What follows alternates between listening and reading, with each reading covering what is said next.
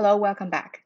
In this last lecture of this week, also on the topic of dynamic programming, we will look at a problem that has haunted us throughout the course, the subset sum problem. Here is the definition of the problem again. Given a set S and a target value K, is there a subset of S that sums to exactly K?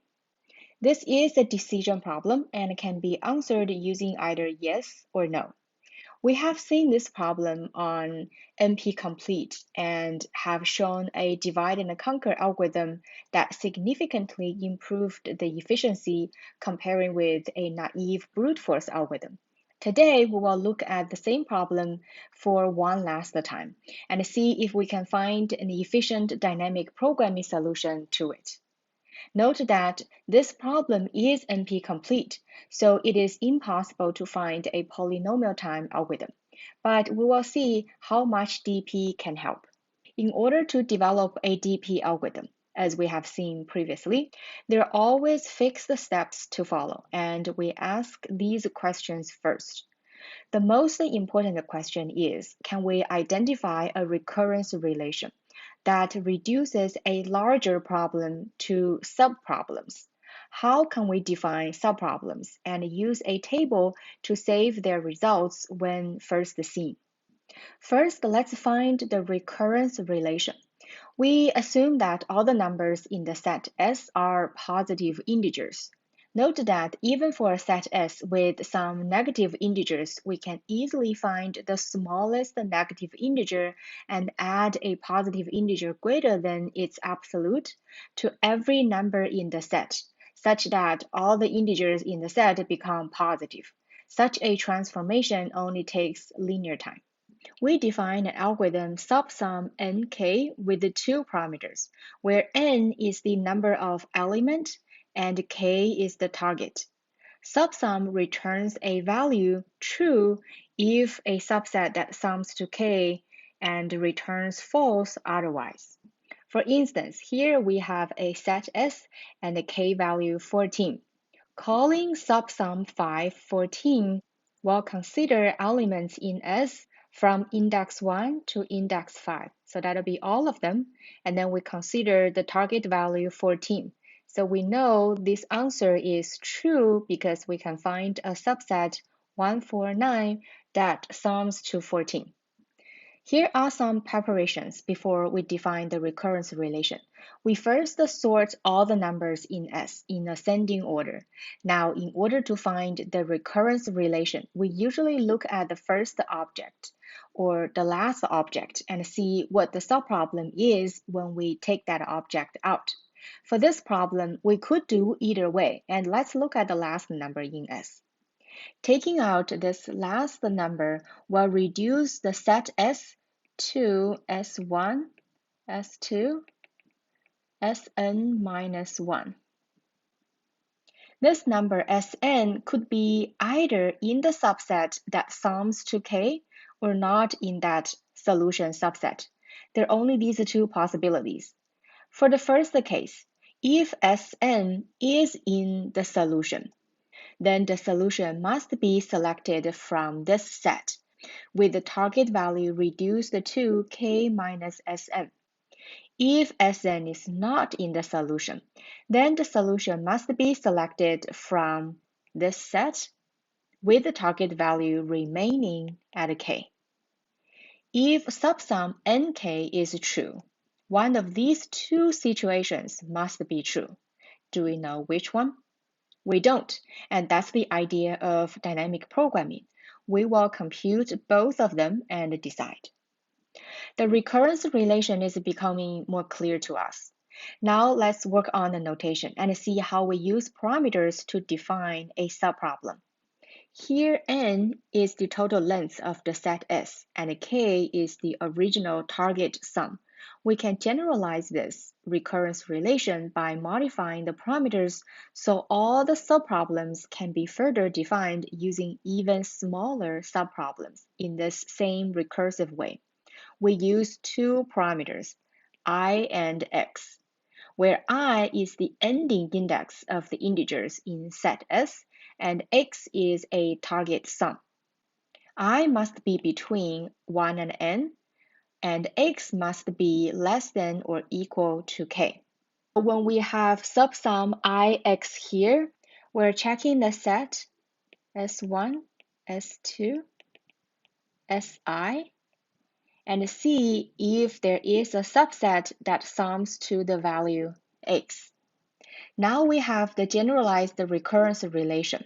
Subsum ix is true only if subsum I minus 1x is true, or subsum I minus 1 x minus si is true. Since we have two parameters to define a subproblem, we need to build a two-dimensional table to save solutions to all subproblems. Next, as for any recursions, we need to define a base case or base cases. When k is 0, subsum is true because an empty set is always a subset and its sum is 0. When I is 1, we only look at one element in S. It is true when Si equals x. For any x less than 0, subsum is always false. When the last element we're looking at, Si equals to x, subsum Ix is also true. Now we're ready to build the table. We have listed the recurrence relation, the base cases here for your reference. We solved this example problem when S has these numbers and the target value K is 14. We set up the table here using X horizontally, crossing the columns, and I here vertically, crossing the rows. K is 14. So we compute all X values from 1 to 14. S has 5 numbers, so we set I as 1, 2, 3, 4, 5.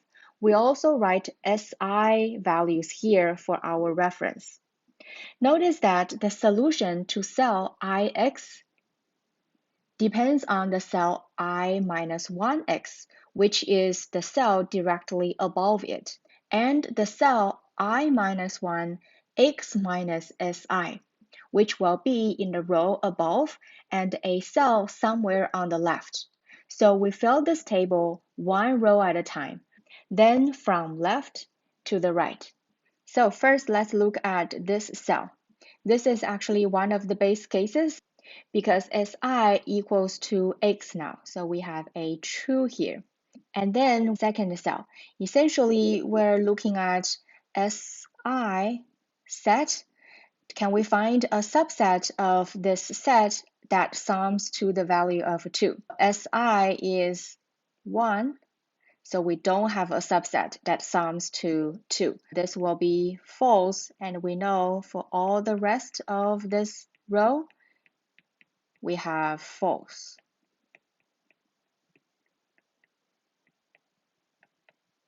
Now let's look at the second row, this cell now. We know that when we are looking at the cell Ix, we should check the one directly above it. If the cell above it is true, we know instantly this one will be true as well.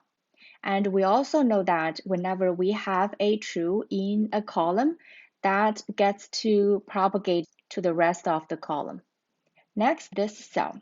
Now we're looking at a set S1, S2, and a target value 2. So we know S1, S2, they are 1 and 4. There are two cells we need to check. First one is the one directly above it, that's F, and another cell is 1, 2, minus 4. So that'll be 1 minus 2. We know when x is less than 0, we have a false. That's one of the base cases. So we have a false here. Now we're looking at this cell. The one directly above it is false. We look at the second option. That'll be the cell I minus 1. That's 1. X minus Si. So that's 3 minus 4. We have 1 minus 1. So we know that's another false here. And the next one, This is a false. And then 4 minus 4, that's 0. We look at cell 1, 0.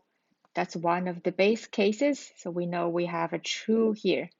Next, this cell, the one above it is false, and then we look at another one, that'll be 1, x minus s1, so that's 5 minus 4. That'll give us 1, 1. We know for cell 1, 1, we have a true here, so we have a true copied here as well. Next, we have this cell. This one above it is false. The second option, we look at cell 1, x minus si, so that'll be 6 minus 4. We look at cell 1, 2, that's a false. We copy false here. I hope you get the idea now. Please pause the video and fill the rest of the table like this. The table tells us the answer to SubSum 514 is true. There is a subset that sums to 14. But what is the subset? Anytime the true value we are on has another true right above it, we don't need the value that corresponds to this row. However, if the true we are on has a false right above it, we jump back to the reduced target, x minus si, in the previous row. This will tell us the current si is part of the solution. For instance here, we look at the cell right above that red true. It is also a true, so we keep going up. Next one, we see a false. So we know we made a jump here, and then that Si9 will be part of the solution. Then 14 minus 9, that's 5. So we go to the third row with x equals 5. And then we keep going up. We have another true. Then the next one is false again. We know we made a jump here. And then that 4 is also part of the solution. 5 minus 4, that's 1. We'll look at the first row with the x value 1. That value si, that'll be 1, is also in the solution. Now we have reached one of the base cases, so we stop. This repetitive step will help us identify all the elements in the solution. So we find the subset that sums to 14 is 1, 4, and 9. Now the complexity of this DP algorithm. Again, each element or cell of the table is computed in constant time. The table is n times k in size, so this DP algorithm has a complexity of big O of n times k. How efficient is this algorithm?